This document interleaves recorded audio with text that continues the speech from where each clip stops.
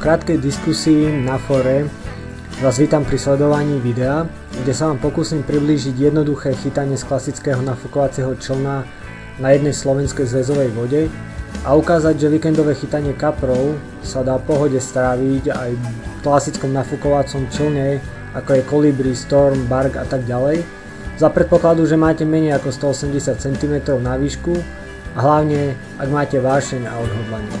Vopred sa ospravedlňujem za kvalitu videa, keďže kamera mi vypovedala hneď na začiatku výpravy službu a tak som bol nutený natáčať mobilom, napriek tomu dúfam, že si z videa aspoň niečo odnesiete.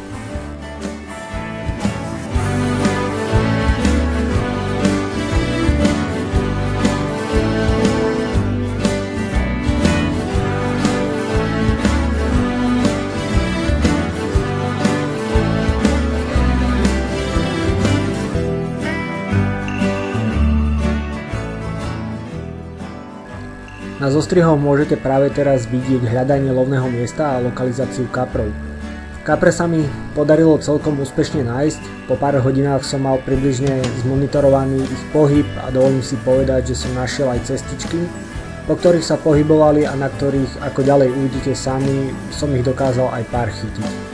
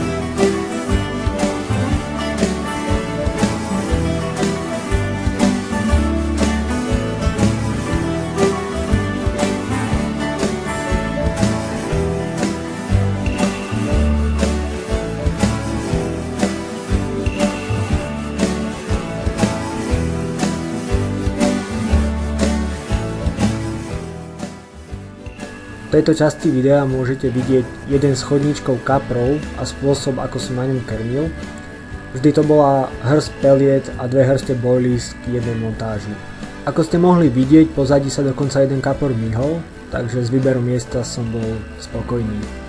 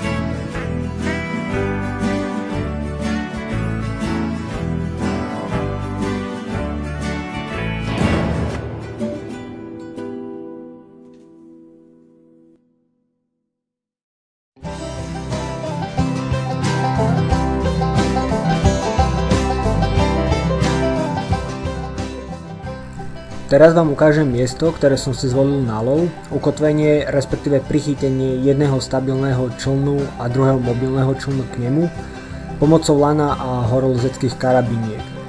Keďže počasie bolo slnečné, prístrešok som nepotreboval, ale ako prístrešok sa dá pri daždivom počasí použiť obyčajná autoplachta.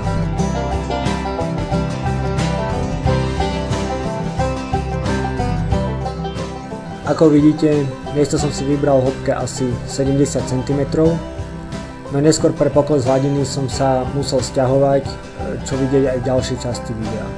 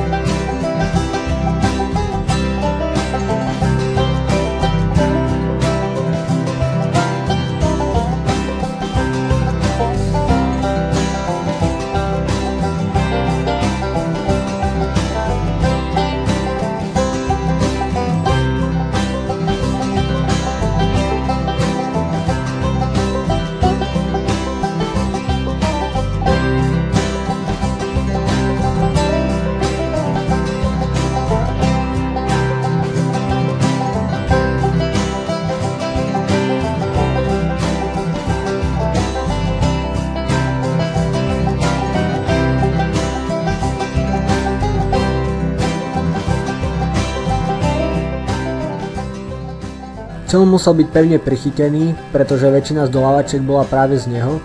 Udice som po prvom zábere priviazal, keďže zábery chodili z krátkych vzdialeností a boli naozaj razantné, o čom sa presvedčíte v najbližších minútach. Teraz vám ukážem originálnu časť videa z prvého záberu, ktorý prišiel práve keď som si bol obzrieť krmné miesto. Samozrejme o rybu som prišiel, keďže všetky ryby si to hneď po zábere ťahali priamo do koreňov okolitých kríkov, no a odtiaľ už nebola šanca dostať ich.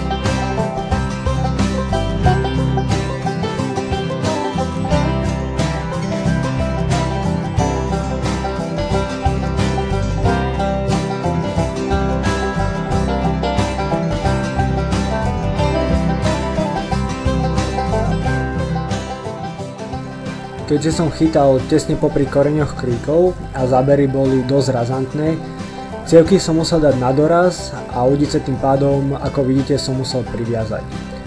Rybu som hneď po zábere snažil sa otočiť svojím smerom a táto taktika sa mi napokon celkom aj vyplatila.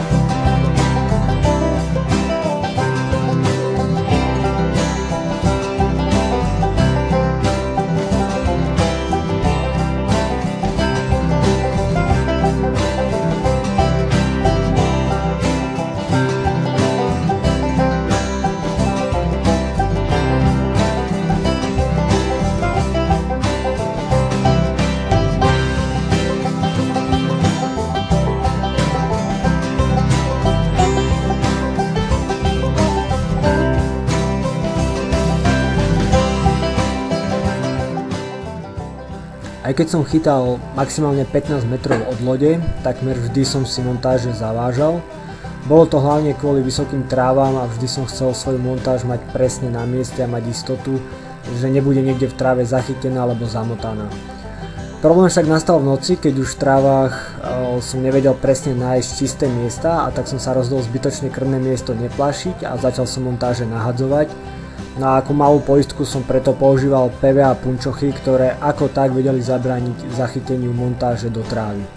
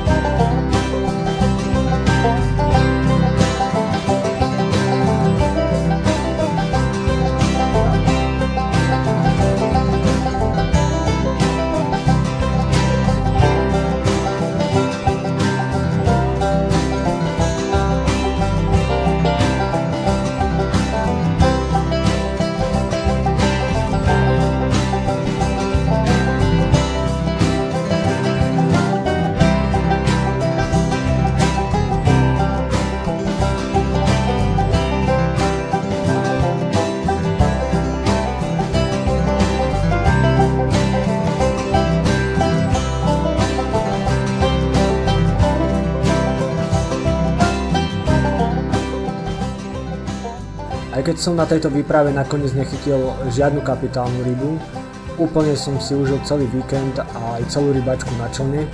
Človek pri takomto spôsobe ako keby sa viac priblížil prírode a ďalšia výhoda je, že si vychutná absolútne nikým nerušený lov. Prajem všetkým bojovné ryby a relax pri vode.